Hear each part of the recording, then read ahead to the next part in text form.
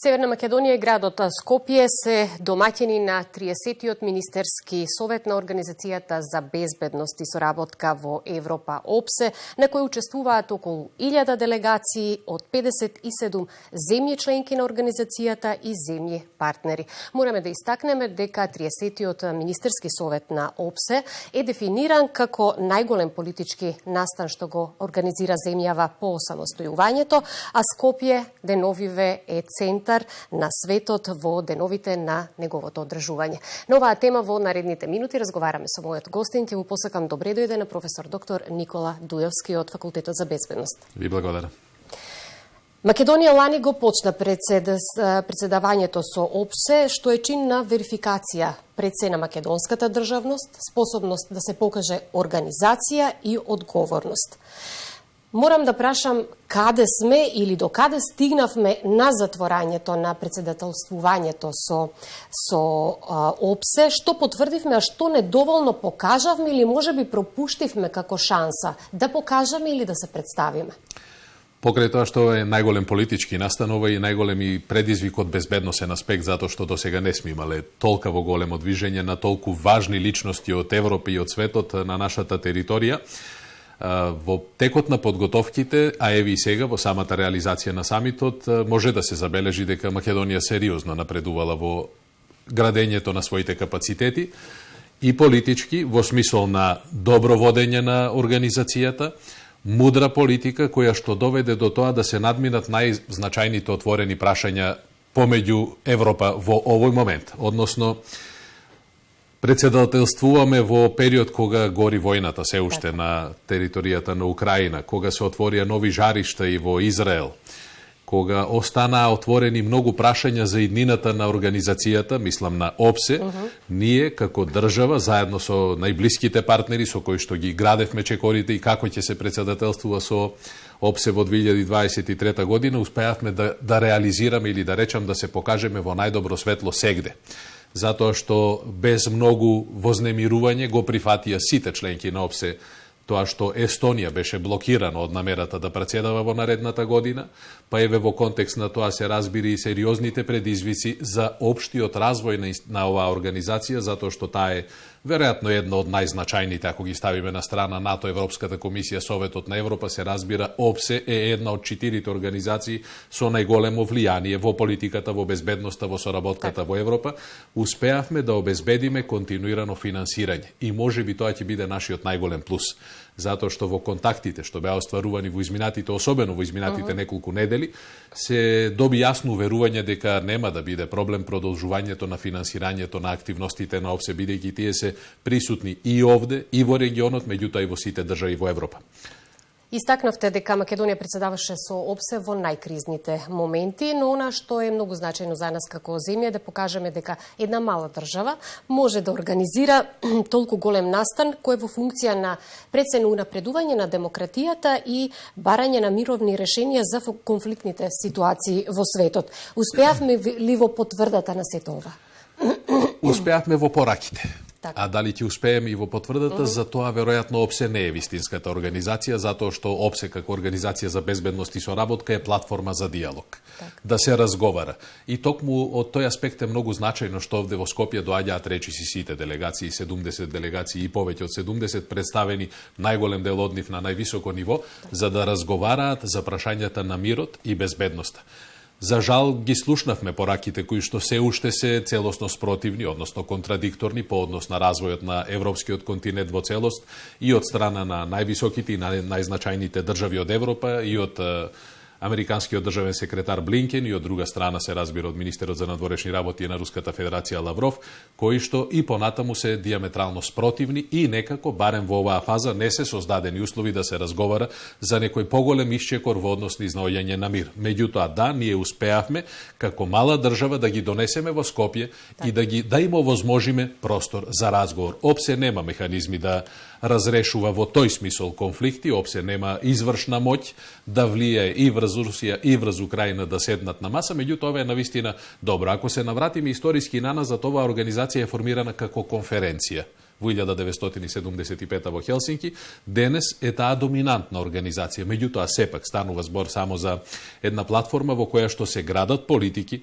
Меѓутоа, рано е да дискутираме дека, особено е рано да кажеме дека Македонија придонела да се смири состојбата помеѓу Русија и Украина. За тоа ќе бидат потребни и други механизми. Меѓутоа, веројатно од денес па натаму ќе бидат многу повеќе отворени можностите и шансите, бидејќи Лавров изрази подготвеност да се сретне со сите западни представници кои што тоа ќе го побараат, а многу се разбира се на агендата и на неговата агенда. Тој има полна агенда во денес и утре и сутрина. Така да никогаш не се знае, нели? Можеби е навистина дојдено време да ставиме една линија и да кажеме еве од овде можеби од Скопје ќе тргне најсилната порака за мир во Европа. Так. Дадовте вовед за она што сакав да го продолжам понатаму околу отворање на темата, она што на состанокот му даде секако посебен белег е што на него присуствува и американскиот државен секретар Ентони Блинкен и шефот на руската дипломатија Сергеј Лавров, иако во Скопје тие нема заедничка средба, успеа да не се сретнат и морам да нагласам дека прв пат по војната во Украина Лавров е присутен во земја членка на НАТО. Би сакала да дадете некој ваш коментар за нивните пораки. Да речеме, Блинкен ја реафирмираше цврстата посветеност на САДКОН ОПСЕ и незината основна мисија за унапредување на безбедноста, стабилноста и соработката меѓу државите. Од друга страна пак рускиот министер за надворешни работи Сергеј Лавров се обрати на министерскиот состанок на ОПСЕ денеска и рече дека сегашната ситуација е директна последица на обидите на западните земји да ја обезбедат својата доминација преку бесрамното користење на ОПСЕ за агресивно туркање на тесни себични интереси и намерно уништување на основниот принцип на консензус и самата култура на дипломатијата. Тоа се двете страни. Беше груп малку повеќе. Но тоа се двете страни на паричката. Знаете, тоа е секогаш така, особено сега во услови на војна. Ми се чини дека секретарот Блинкен не излезе од мандатот на ОПСЕ и во неговиот говор можеше да се забележи дека Соединетите американски држави ќе продолжат да бидат значаен партнер, не доминантен, меѓутоа тие се и основачи на ОПСЕ, ќе продолжат да го поддржуваат развојот на таа институција и понатаму, додека министерот Лавров излезе од рамките на ОПСЕ и зборуваше за генералната политика, која што подеднакво колку за ОПСЕ може да се однесува и за НАТО и за Европската унија. Особено затоа што можеби овие пораки се повеќе упатени кон Соединетите американски држави и кон НАТО, затоа што во овие реченици може да се препознае токму тоа. Тие се тие кои што го водат воено-политичкиот сегмент на европската политика и европската безбедносна политика, отколку ОПСЕ. ОПСЕ сепак е поразлична организација која што не се занимава со на тој начин поддршка на државите. Едноставно, ми се чини дека и токму тоа е диаметрално спротивните односи на двете страни. Преку изјавата на Лавров се гледа дека тој дојде тука за да дава политички изјави поврзани со војната во Украина и со иднината на европскиот континент. ОПСЕ и како организација не може во тој смисол да ја води и да ја насочува иднината на Европа. Тоа можат Европската комисија и особено може НАТО, затоа што тие имаат и воена моќ да го спроведат тоа кое што ќе го замислат. ОПСЕ не е таква институција.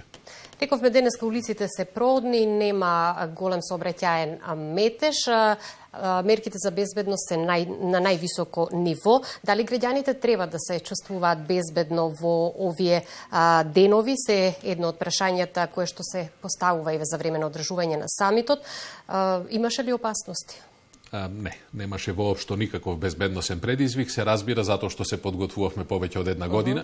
Јас слично како и министерот Спасовски сакам да им се заблагодарам на граѓаните затоа што навистина вчера денес во Скопје се е нормално, не се создаде воопшто нервоза, напротив, толку голем број на делегации, иако се во еден малку понизок степен на обезбедување, сепак представуваше навистина голема непознаница и за нас, бидејќи нашето искуство во организирање на вакви настани не е скромно, но не сме имале никогаш ваков настан досега. Граѓаните, мислам дека го прифатија и Македонија во тој смисол е сега за малку повеќе и модерна, и етаблирана, и прифатена држава, затоа што ние организираме самит на кој што се протекува во најдобар ред. Верувајте ми, овде на испит беа сите, од протоколот, од различните министерства, различните оддели во министерствата, многу голем број на луѓе ангажирани за безбедноста, за агендата, за протоколот, за најситните детали во салата во Борис Трајковски и сите на многу високо ниво си ја завршуваат својата задача и јас едноставно го споделувам со вас моето верување дека ова е навистина самит со кој што треба да се гордееме. Да. Можностите што ги нуди овој врвен мултилатерален собир во Скопје во прв момент води кон солидаризација со ставот на Украина и трите балтички земји, но сепак поважно е да се искористи можноста за диалог. Тоа беше еден од клучните заклучоци кон кои инсистира голем дел од гостите. Не треба да се пропушта можноста за диалог и мирно решавање на конфликтни ситуации, но и на спорови.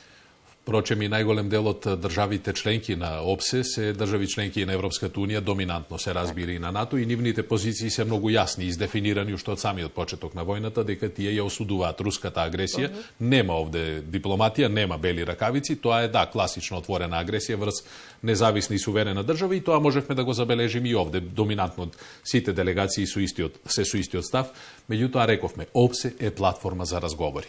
ОПСЕ нуди диалог, ОПСЕ нуди можност да седнат на иста маса и да разговараат. На таквата маса нема доминација. Знаете, таму и Македонија е еднаква по сила колку и Руската Федерација. Таму и Франција значи исто колку што значи и Естонија. Меѓутоа, дали од сево ова ќе произлезе некој поинаков, топол ветер, да речеме, во смисла на малку поинакво гледиште за иднината, особено на безбедноста на Европа, јас сакам да се надевам, меѓутоа ако бидеме рационални, се уште не е време да очекуваме многу од ваквите дискусии, но да се разбира. Разговорите се на високо ниво, се водат и помеѓу министрите за надворешни работи, меѓутоа некои делегации се составени со по повеќе од 50 на луѓе. Таму има представници од различни сектори на управувањето во државите, па се разговари за економски теми, се разговари за климатските промени, се разговари и за реформите во општеството, особено тука на Западниот Балкан и така натаму. Така да разговори има многу, заклучоците ќе бидат бројни, тие се и по сесии поделени, ќе видиме на крајот.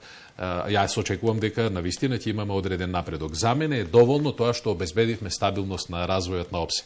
Тоа е веројатно најголемиот успех што Македонија го постигна во време на претседателствувањето, во услови кога беше сериозно доведено во прашање понатамошното функционирање на ОПСЕ.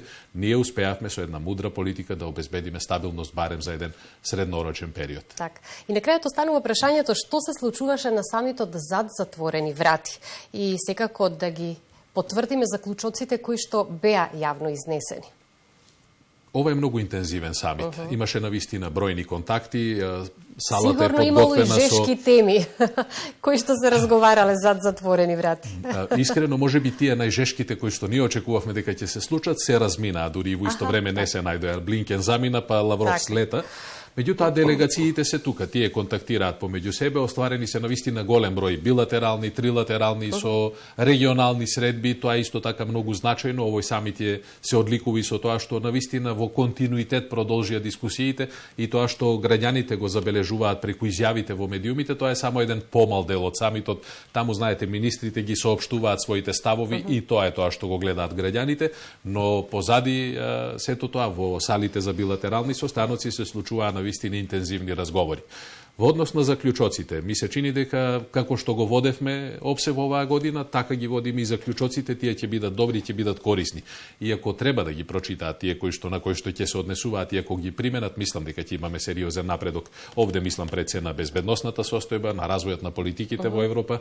Меѓутоа, еве се дискутираше и за прашања поврзани со климатските промени, нешто што доминантно е тема на Организацијата на Обединетите нации, меѓутоа рековме платформа за разговори, се наметнува и таа тема. Несомнено, Европа е многу засегната, особено во изминатите години и со тоа.